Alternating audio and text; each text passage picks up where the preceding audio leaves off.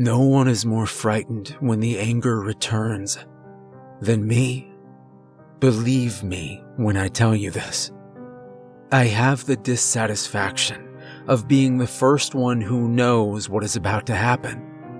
It starts as a tickle in the throat, and then the whispers start inside my head.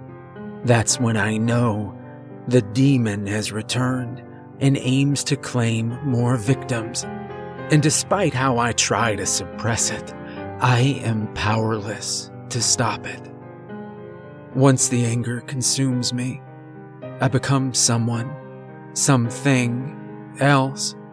Whatever demon it is that takes use of my body, it doesn't allow me to see through its eyes or shift through its memories afterward. When I wake up dazed in the morning, as I always did, the only resonance of my misdeeds are in the short news stories stuffed between late-night gas station holdups and high-speed car chases on the freeway. From what I can tell, my demon is a beast of nature and not a beast of Satan, as its victims, though brutally mauled and wounded, were the result of an instinctive thirst for blood and flesh, and not a narcissistic desire for mutilation. And if I was only but a hunter, then perhaps I was not completely evil. Perhaps my soul was not completely damned. That's what I told myself, anyway. But on that cold, snowy Friday in late December, as I sat at the wood in the warmth of my usual watering hole on the corner of Raven Street and 5th, watching the local newscast on their screens, I came to the realization that my soul was beyond saving. I recognized my handiwork on the nightly report. Not only the way the victim was sprawled out like a rag doll with his stomach and throat torn open, his insides on the outside, but I recognized the victim himself. Despite how gray his cadaver had become, contorted in those prickly thorn bushes, or how much rigor mortis had twisted his once handsome features into a frozen state of horror. I knew the corpse looking back at me, with those fixed, vacant, dead eyes on the bar screen, was Scott, from work. This worried me a great deal. Did the demon inside of me know that Scott beat me for the promotion at the office? If it had, that meant the attacks were no longer random, and if the demon was choosing its victims based on my subconscious emotions, it wouldn't be long before the people close to me, the more human me, started to suffer. "Can you believe this garbage?"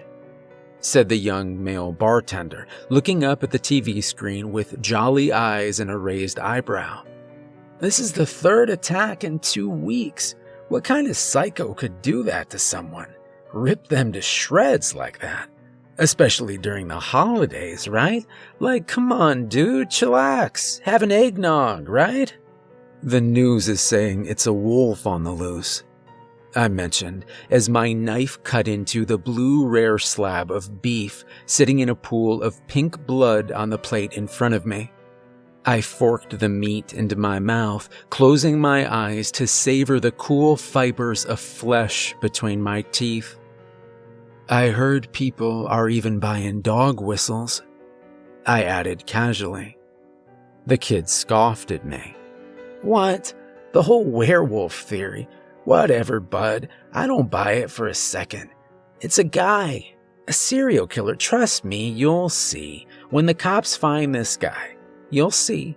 It ain't no wolf. It's gonna turn out to be some farmer or some bus driver or some other old fart that no one suspected." The kid had a cockiness that I found repugnant, but as I swallowed the ball of meat in my mouth, I thought about what he was saying. Now that I had a connection to the victim, the police would surely want to question me, especially with the knowledge that we were up for the same promotion at work. I wondered, would they see I was hiding something? Would I give myself away? Or worse, would I turn into this thing? And if I did, would they kill me? Could they kill me? Despite knowing the horror my demon has caused, I couldn't bring myself to end my life. Maybe they could do it for me. I was so busy in my thoughts that I hadn't even noticed Stacy, my usual bartender, come into the bar and sit down at the stool next to mine. She had to smack me in the arm with a wrapped Christmas gift to get my attention. "Hello," she said with a giggle that trailed off. "Is anybody home?" I came out of my trance and focused in on Stacy's face encompassed in blonde curls which still harbored fugitive snowflakes who had covertly smuggled their way inside from the street.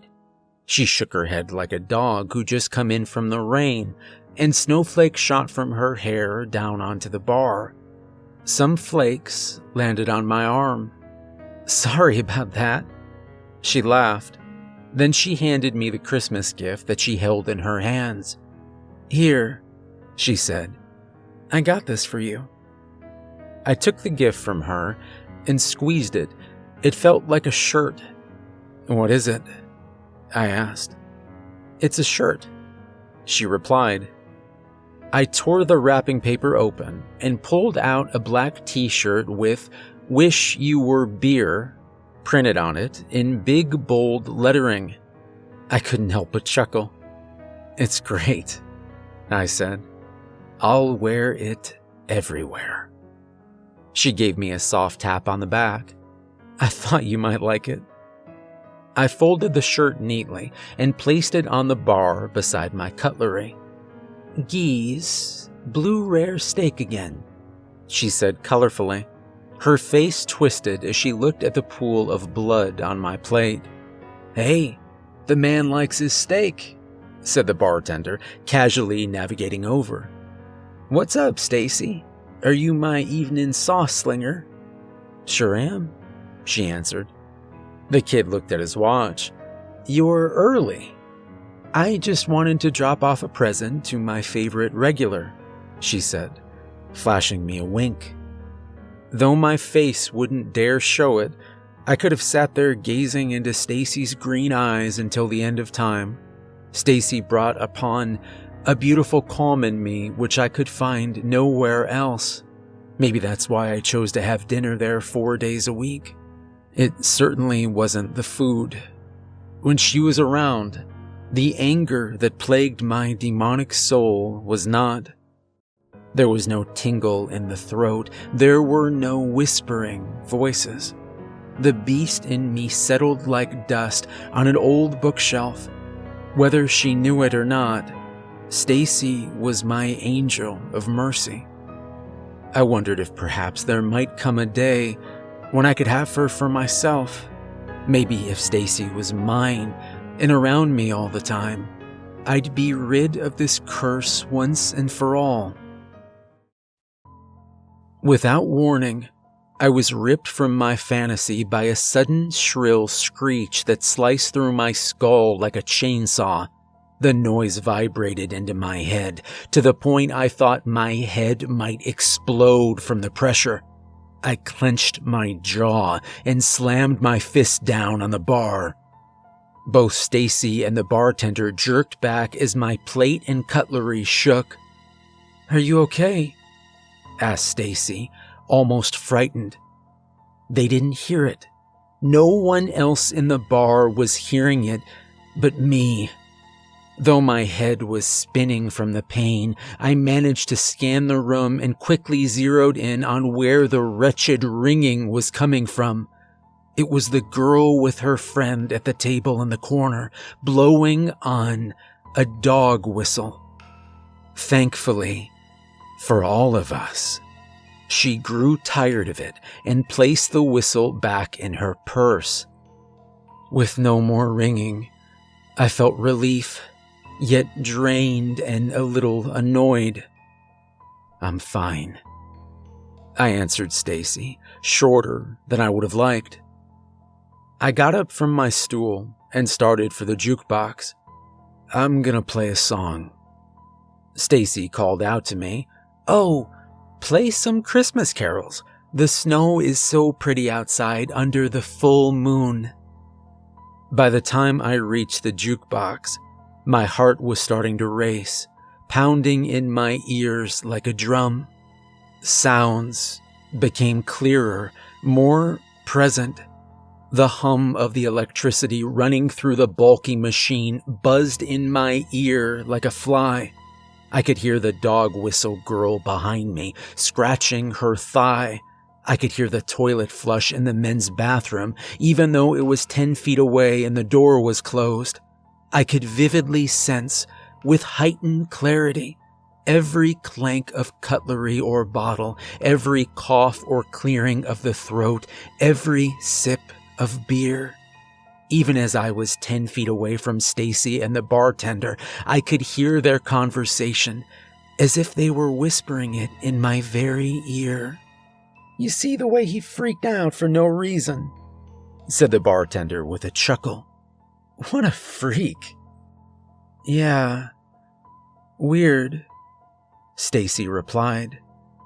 She sounded genuinely concerned. Maybe she really did like me, I thought. "So what's the deal with the present?" asked the bartender, spewing that cockiness I loathed. "You got a crush on this clown or something?" "Ew, no," she said right away. I felt the stab of her recoil in my gut. "I just feel bad for the guy," she continued. "I mean, it's 3 days until Christmas and he's here every day eating steak by himself. He's obviously got nobody that cares about him." "Well, as long as you're not gonna take a charity case home or anything like that. You make me jealous, babe." "That's sweet," she sighed. "But after last night, I don't think you have to be jealous of some lonely barfly." "You coming over tonight?" he asked her. He had a newfound sense of smug victory in his tone. "As soon as I get off," she answered. I heard their lips smack wetly across one another, and suddenly I felt a familiar tingle in my throat. How foolish I was to think that Stacy saw me as anything but a customer, anything but a tip. No, to her, I was just a pathetic, lonely guy with nowhere to go for the holidays, no one to love him. Rightfully so, perhaps. I pressed play on the jukebox, and Frank Sinatra's "Have Yourself a Merry Little Christmas" began to bleed out the aged speakers wired to the rafters above. But I could hear no music. The onset of thin, trembling whispers in the back of my head drowned out the string orchestra and Frank's smooth baritone voice. "The bartender's laughing at you," they whispered mockingly. "They're both laughing at you." I was starting to sweat. The voices grew louder and more violent as they shouted at me the things they wanted me to do. The things I had to do. The tingle in my throat had evolved into a pulsing ache. My blood began to boil and bubble. My flesh squirmed. It was no use fighting it. I knew what these symptoms meant. The anger was returning. Soon, I would lose all control. Soon, the demon would be free. And no one would be leaving this bar alive.